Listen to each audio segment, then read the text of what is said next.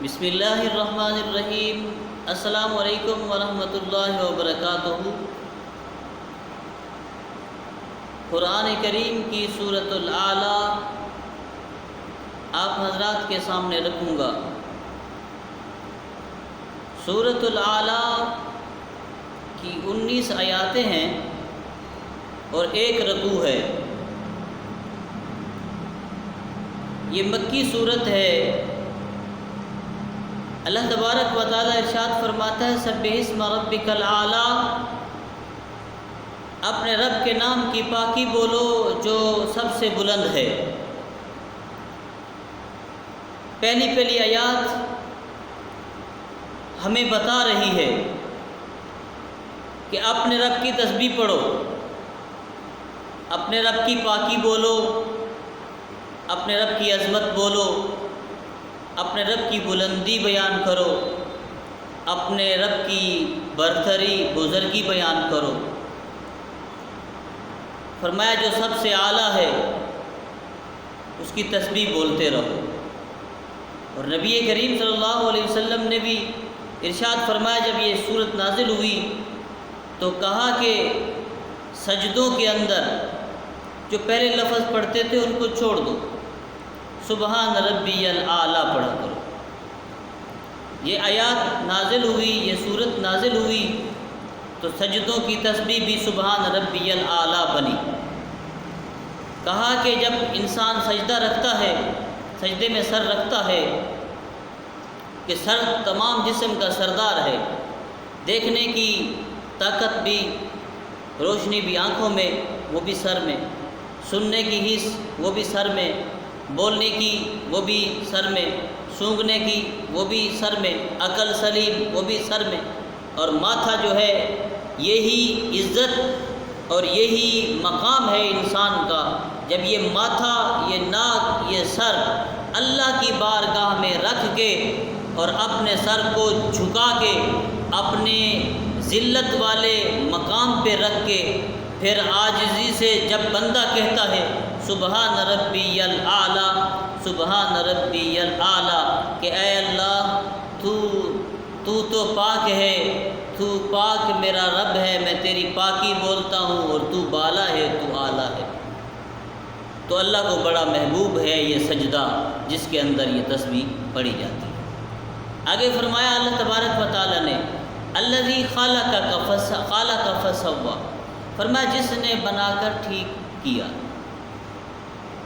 تو بنا کر ٹھیک کیا، انسان کو بنایا تو پھر ٹھیک کرنا کیسے کہ تجھے خوبصورت بنایا، بنا دیا تھا تو تجھے ایسا چھوڑ دیتے مگر تجھے خوبصورت، تیری آنکھیں خوبصورت، تیرے کان خوبصورت، تجھے اعتدال بخشا، تیرے کان برابر، تیری آنکھیں برابر، تیرے ہاتھ برابر، تیرے پاؤں برابر، تیرے شانے برابر۔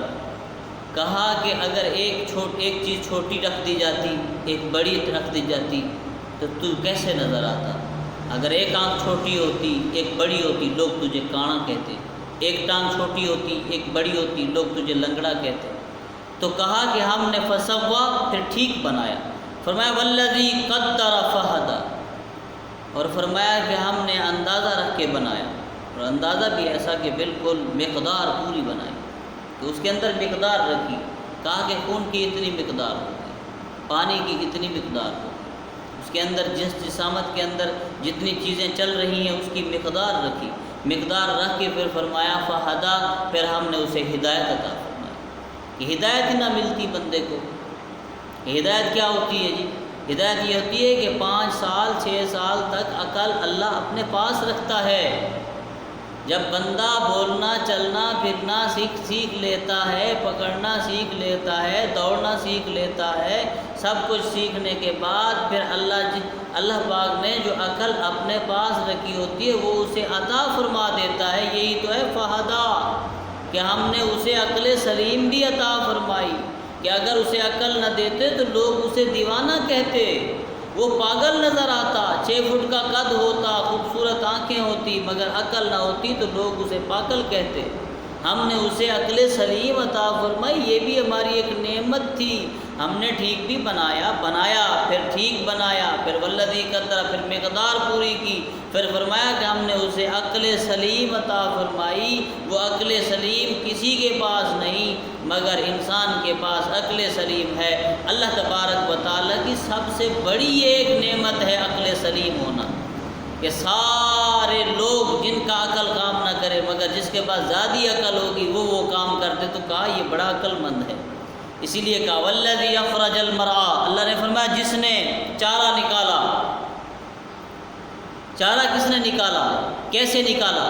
کہا کہ سمجھا نہیں کہ چارہ جو نکلتا ہے اس کی جو کمبل ہوتی ہے نرم اور گداز ہوتی ہے، اور اتنی نرم کہ ہاتھ کے لمس سے مرجھا جاتی ہے، مگر اسے ہم سخت زمین سے انگلی اگر مار کے اس زمین کے اندر ٹھوس کر دیکھو تو انگلی نہیں چلی جاتی، تو وہ نرم گداز جو کمبل ہے وہ کیسے نکلتی ہے؟ کہا کہ وہ نکالنے والے اللہ نے فرمایا ہم ہوتے ہیں، سخت زمین سے نرم گداز کمبل کو نکالتے ہیں۔ وہ چارہ ہوتا ہے والذی اخرج المرعى، کہا کہ ہم نے چارہ نکالا سخت زمین میں سے، فجعلہ غثاء احوا، جب پانی لگتا ہے تو وہ خشک اور سیاہ ہو جاتا ہے۔ خشک کے معنی کہ ہرا بھرا ہوتا ہے، پھر وہ جب پکتا ہے تو پھر وہ سیاہ ہو جاتا ہے اور خشک ہو جاتا ہے، پھر تمہارے جانور کھاتے ہیں۔ سنقرئک فلا تنسیٰ، کہ اے محبوب ہم آپ کو پڑھائیں گے اور ایسا پڑھائیں گے کہ آپ کبھی نہیں بھولیں گے۔ مگر یہ مترجہ طور پہ یہ جو جملہ کہا کہ آپ کبھی نہیں بھولیں گے، اس کا مقصد کیا تھا؟ اللہ نے فرمایا کہ وہ اللہ جس نے تخلیق کیا، وہ اللہ جس نے فسوا بالکل اعتدال بخشا، وہ اللہ جس نے اسے مقدار پر والذی قدر مقدار بخشی، وہ اللہ فہدا جس نے ہدایت دی، اور وہ اللہ جو سخت زمین میں سے نرم اور گداز کمبل کو نکال سکتا ہے، فجعلہ غثاء احوا، اور اسے خشک کر کے اس کے اندر ایک طاقت متوازن برابر رکھتا ہے، جب جانور تمہارے کھاتے ہیں وہ بڑا دودھ دیتے ہیں، وہی اللہ تمہیں قرآن ایسا پڑھائیں گے اے محبوب کہ آپ کے بھی بھول ہی نہیں سکو گے، بھول ہی نہیں پاؤ گے۔ اس کے بعد فرمایا الا ما شاء اللہ، اللہ جو چاہے کرے، جو چاہے کرے، وہ مالک ہے جیسا چاہے ویسا کرے۔ انہ یعلم الجہر وما یخفی، فرمایا بے شک وہ جانتا ہے جو کھلا کرتے ہو جو چھپ کے کرتے ہو۔ کہا جو کمروں میں چھپ کے کرتے ہو وہ بھی اللہ جانتا ہے، جو باہر میدان میں کرتے ہو وہ بھی اللہ جانتا ہے، جو خلوت میں کرتے ہو وہ بھی اللہ جانتا ہے، جو جلوت میں کرتے ہو وہ بھی اللہ جانتا ہے۔ اگر یہی ایمان بندے کے اندر آ جائے کہ اللہ مجھے دیکھ رہا ہے، وہ تو جانتا ہے میرا ہر کام۔ چوری کرتے وقت اسے خیال کیوں نہیں آتا کہ مجھے اللہ دیکھ رہا ہے؟ زنا کرتے وقت اسے خیال کیوں نہیں آتا کہ مجھے اللہ دیکھ رہا ہے؟ وہ جتنے برے کام کرتا ہے، رشوت لیتا ہے یا کسی کے ساتھ ظلم و زیادتی کرتا ہے، یا کسی کی زمین دباتا ہے، یا کسی کا دل دکھاتا ہے، کسی کو دڑکے دیتا ہے، کسی کو جھڑکتا ہے، وہ اس وقت نہیں جانتا کہ میرا اللہ مجھے دیکھ رہا ہے۔ اللہ اگر انسان یہ جاننا شروع کر دے اور یہی دل اور یہی دماغ کے اندر یہ بات بیٹھ جائے کہ میرا اللہ مجھے دیکھ رہا ہے، کہ اللہ سے خوف کھائے، تو وہ زندگی کے اندر کبھی گناہ کا تصور ہی نہیں کر سکتا۔ تو گناہ کے چھڑانے کے لیے یہ آیات کافی ہے، انہ یعلم الجہر وما یخفی، اللہ جو چاہے کرے، مگر انہ یعلم الجہر وما یخفی، اللہ جو تم چھپے ہوئے کرتے ہو وہ بھی جانتا ہے، اور جو تم ظاہر کرتے ہو وہ بھی جانتا ہے، جو میلوں میں کرتے ہو وہ بھی جانتا ہے، جو مجلسوں میں کرتے ہو وہ بھی جانتا ہے، جو تنہائیوں میں کرتے ہو وہ بھی جانتا ہے، سب کچھ جانتا ہے۔ دعا ہے اللہ تبارک و تعالی ہمیں ان آیاتوں کے مفہوم پر عمل کرنے کی توفیق عطا فرمائے، آمین۔